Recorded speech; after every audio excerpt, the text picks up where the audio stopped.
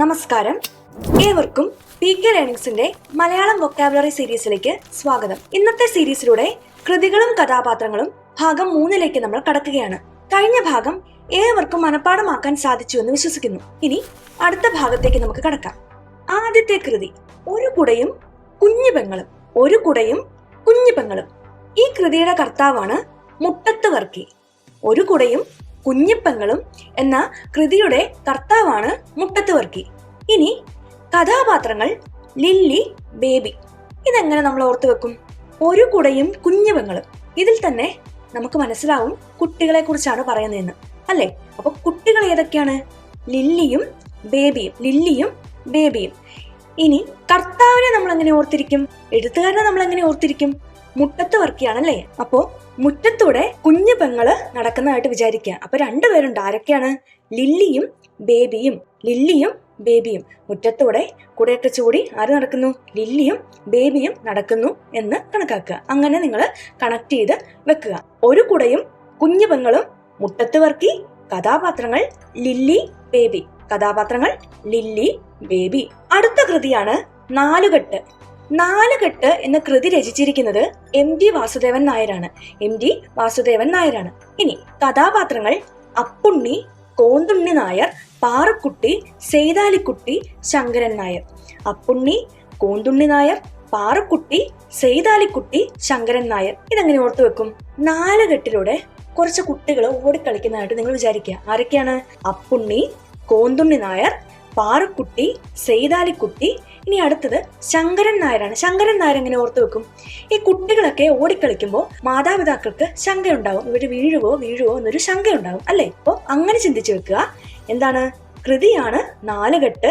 എഴുതിയിരിക്കുന്നത് MT വാസുദേവൻ നായരാണ്. കഥാപാത്രങ്ങൾ അപ്പുണ്ണി, കോന്തുണ്ണി നായർ, പാറക്കുട്ടി, സെയ്താലിക്കുട്ടി, ശങ്കരൻ നായർ. അപ്പുണ്ണി, കോന്തുണ്ണി നായർ, പാറക്കുട്ടി, സെയ്താലിക്കുട്ടി, ശങ്കരൻ നായർ. അടുത്ത കൃതിയാണ് കാലം. കാലം എന്ന കൃതി രചിച്ചിരിക്കുന്നത് MT വാസുദേവൻ നായർ തന്നെയാണ്. ഇനി കഥാപാത്രങ്ങൾ സേതു, സുമിത്ര, ലളിത. സേതു, സുമിത്ര, ലളിത.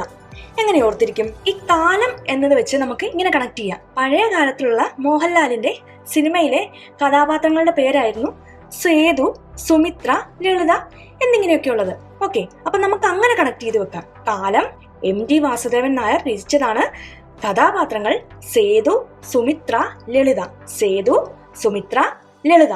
ഇനി അടുത്ത കൃതിയാണ് ഓപ്പോൾ. ഓപ്പോൾ എന്ന കൃതി രചിച്ചിരിക്കുന്നത് MT വാസുദേവൻ നായർ തന്നെയാണ്. ഓപ്പോൾ എന്ന കൃതി രചിച്ചിരിക്കുന്നത് MT ആണ്. ഇനി കഥാപാത്രങ്ങൾ അപ്പു, മാളു. അപ്പു, മാളു. ഈ അപ്പു, മാളു എന്ന പേരുകള് സാധാരണയായി എല്ലാ കുട്ടികൾക്കും കേൾക്കുന്ന പേരുകളാണ്, അല്ലെ? അപ്പൊ നമ്മൾ ഇതെങ്ങനെ കണക്ട് ചെയ്ത് വെക്കും? അപ്പുവിന്റെയും മാളുവിന്റെയും ഓപ്പോൾ. അപ്പുവിന്റെയും മാളുവിന്റെയും ഓപ്പോൾ എന്ന് നിങ്ങൾ കണക്ട് ചെയ്ത് വെക്കുക. അപ്പുവിന്റെയും മാളുവിന്റെയും ഓപ്പോൾ.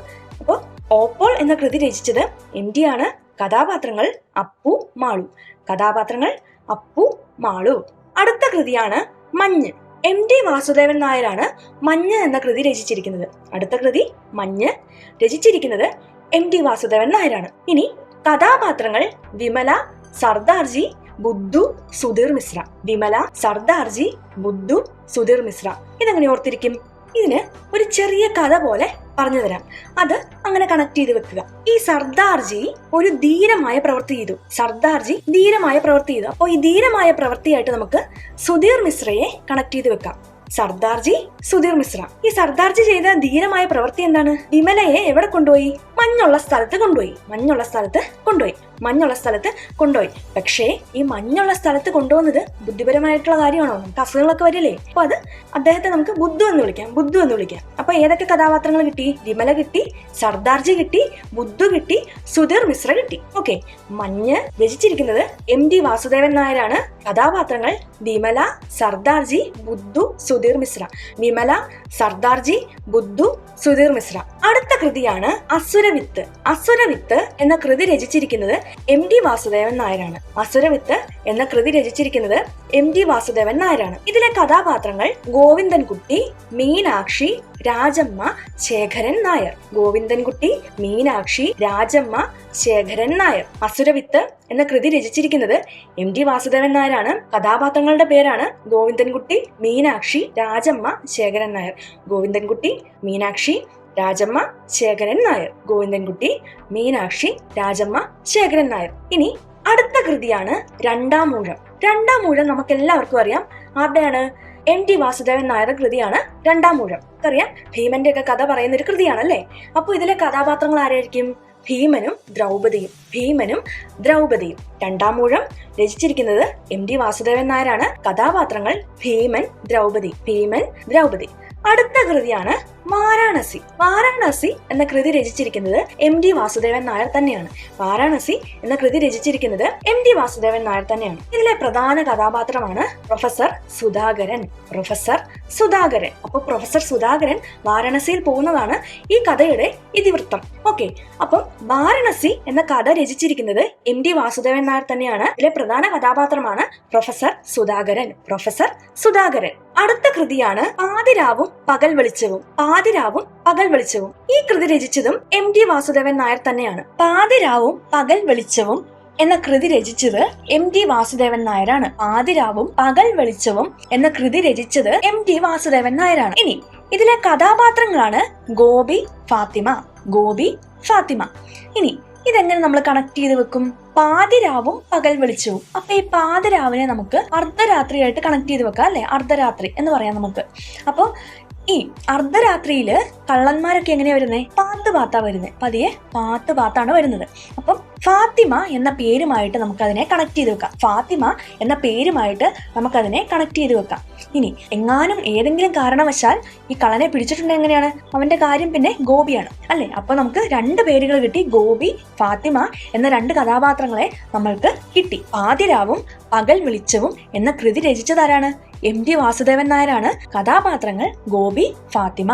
പാതിരാവും പകൽ വെളിച്ചവും MT വാസുദേവൻ നായരാണ് കൃതി രചിച്ചത്. കഥാപാത്രങ്ങൾ ഗോപി, ഫാത്തിമ. കഥാപാത്രങ്ങൾ ഗോപി, ഫാത്തിമ.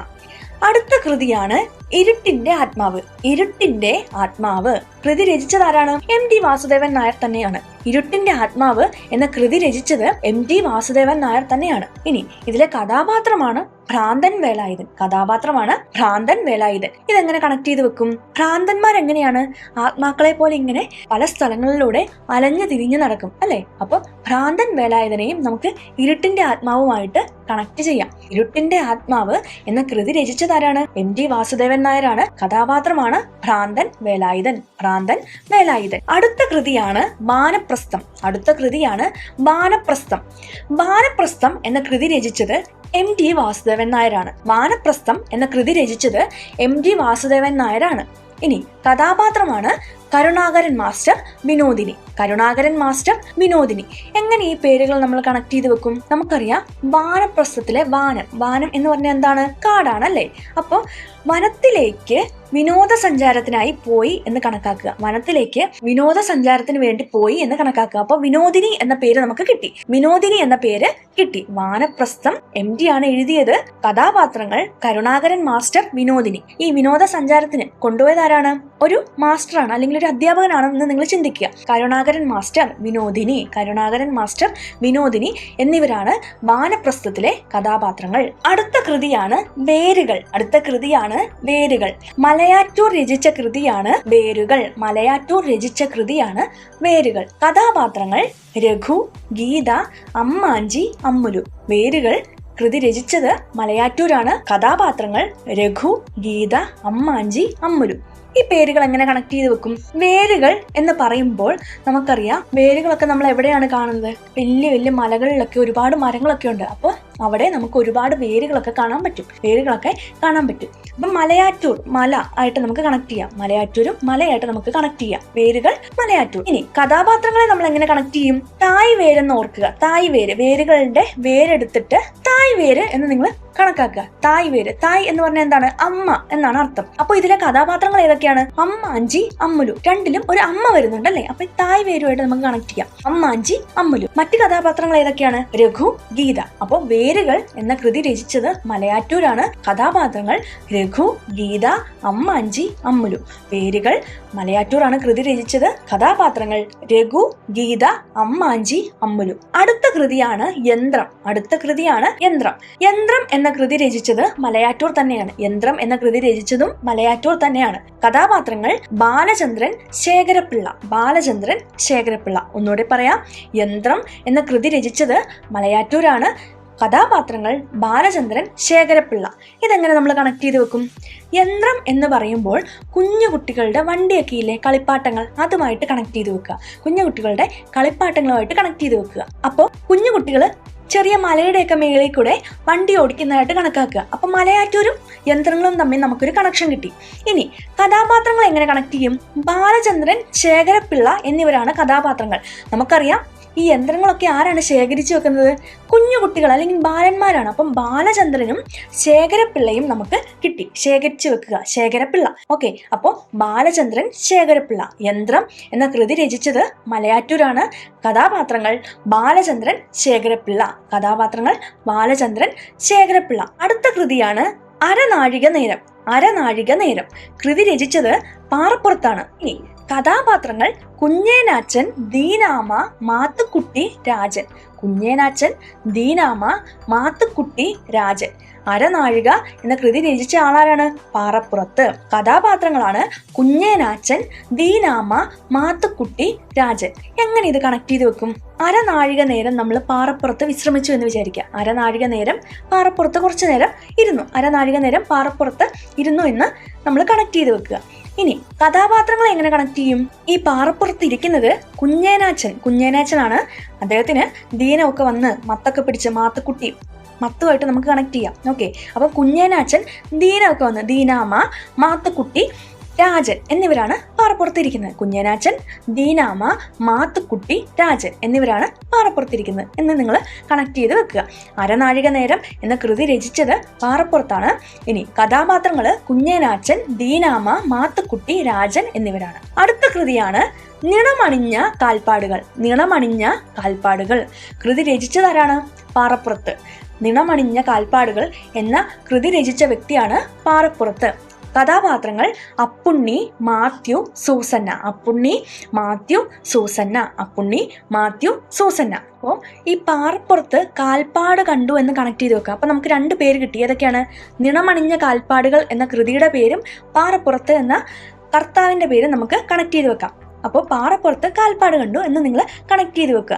ഇനി കഥാപാത്രങ്ങളെ നമ്മൾ എങ്ങനെ കണക്ട് ചെയ്യും? ഷൂസ് ഒക്കെ ഇട്ടാണ് പോയേ എന്ന് വിചാരിക്കുക. ഷൂസ് ഒക്കെ ഇട്ട് നടന്നപ്പോഴാണ് പാറപ്പുറത്ത് കാൽപ്പാടുകൾ കണ്ടത്. അപ്പോൾ സൂസന്ന എന്ന പേരുമായിട്ട് നമുക്ക് കണക്ട് ചെയ്ത് വെക്കാം. സൂസന്ന. അപ്പോൾ ഈ ഷൂസ് ഇട്ട് ആരൊക്കെയാണ്? അപ്പുണ്ണിയും മാത്യുവും. അപ്പുണ്ണിയും മാത്യുവും. അപ്പം നമുക്ക് കൃതി കിട്ടി, കഥാപാത്രം കിട്ടി, കർത്താവ് കിട്ടി. കൃതി ഏതാണ്? നിണമണിഞ്ഞ കാൽപ്പാടുകൾ. കഥാപാത്രം അപ്പുണ്ണി, മാത്യു, സൂസന്ന. കർത്താവ് പാറപ്പുറത്ത് ആണ്. അടുത്ത കൃതിയാണ് മായ. മായ എന്ന കൃതി രചിച്ചത് കെ സുരേന്ദ്രനാണ്. കെ സുരേന്ദ്രനാണ്. കഥാപാത്രം ഡീസന്റ് ശങ്കരപ്പിള്ള. ഡീസന്റ് ശങ്കരപ്പിള്ള. മായ എന്ന കൃതി രചിച്ചത് ആരാണ്? സുരേന്ദ്രനാണ്. ഡീസന്റ് ശങ്കരപ്പിള്ളയാണ് കഥാപാത്രം. ഇതെങ്ങനെ നമ്മൾ കണക്ട് ചെയ്ത് വെക്കും? ഡീസന്റ് ആയിട്ടുള്ള ആളുകളെയൊക്കെ കാണുന്നത് ഇപ്പോൾ ഒരു മായാജാലം പോലെയാണെന്ന് നിങ്ങൾ കണക്ട് ചെയ്ത് വെക്കുക. അങ്ങനെ അവരെ കാണാൻ അധികം കണ്ടു കിട്ടാറില്ല. മായ എന്ന കൃതി രചിച്ചത് കെ സുരേന്ദ്രനാണ്. കഥാപാത്രമാണ് ഡീസന്റ് ശങ്കരപ്പിള്ള. ഡീസന്റ് ശങ്കരപ്പിള്ള. ഇനി അടുത്ത കൃതിയാണ് തട്ടകം. തട്ടകം എന്ന കൃതി രചിച്ചത് കോവിലനാണ്. കഥാപാത്രങ്ങൾ ഉണ്ണീരിക്കുട്ടി, കൈമളൂട്ടി. ഉണ്ണീരിക്കുട്ടി, കൈമളൂട്ടി. തട്ടകം എന്ന കൃതി രചിച്ചത് കോവിലനാണ്. കഥാപാത്രങ്ങൾ ഉണ്ണീരിക്കുട്ടി, കൈമളൂട്ടി. ഉണ്ണീരിക്കുട്ടി, കൈമളൂട്ടി. ഇതെങ്ങനെ നമ്മൾ കണക്ട് ചെയ്യും? കോവിലനുമായിട്ട് നമുക്ക് കോവിൽ അല്ലെങ്കിൽ അമ്പലത്തെ കണക്ട് ചെയ്യാം. കോവിലൻ. ഇനി ഈ അമ്പലത്തിലൊരു തട്ടുണ്ട്. തട്ട് അതായത് ഒരു സ്റ്റേജ് പോലെ ഉണ്ടെന്ന് നിങ്ങൾ കണക്കാക്കുക. അപ്പോൾ ഇവിടെ 2 കുട്ടികളുണ്ട്. ആരൊക്കെയാണ്? ഉണ്ണീരിക്കുട്ടിയുണ്ട്, കൈമളൂട്ടിയുണ്ട്. തട്ടകം എന്ന കൃതി രചിച്ചത് ആരാണ്? കോവിലനാണ്. കഥാപാത്രങ്ങളാണ് ഉണ്ണീരിക്കുട്ടി, കൈമളൂട്ടി. ഉണ്ണീരിക്കുട്ടി, കൈമളൂട്ടി. അടുത്ത കൃതിയാണ് തോറ്റങ്ങൾ. തോറ്റങ്ങൾ എന്ന കൃതി രചിച്ചതും കോവിലനാണ്. തോറ്റങ്ങൾ എന്ന കൃതി രചിച്ചതും കോവിലനാണ്. ഇനി ഇതിലെ കഥാപാത്രമാണ് ഉണ്ണിമോൾ. ഉണ്ണിമോൾ ആണ് ഇതിലെ കഥാപാത്രം. അപ്പോൾ ഈ കോവിലൻ പ്രധാനമായിട്ടും കുട്ടികളെ കുറിച്ചാണ് എഴുതുന്നതെന്ന് നിങ്ങൾ കണക്ട് ചെയ്ത് വെക്കുക. അപ്പോൾ ഈ തോറ്റങ്ങൾ എന്ന കൃതി രചിച്ചത് കോവിലനാണ്. കഥാപാത്രം ഒരു ഉണ്ണിയാണ്. ഉണ്ണിമോൾ ആണ് കഥാപാത്രം. ഉണ്ണിമോളാണ് കഥാപാത്രം. അപ്പോൾ ഇന്നത്തെ കൃതികളും കഥാപാത്രങ്ങളും എന്ന ഭാഗം ഏവർക്കും മനസ്സിലായി എന്ന് വിശ്വസിക്കുന്നു. ഇനി അടുത്ത ഭാഗത്ത് കാണാം. നന്ദി.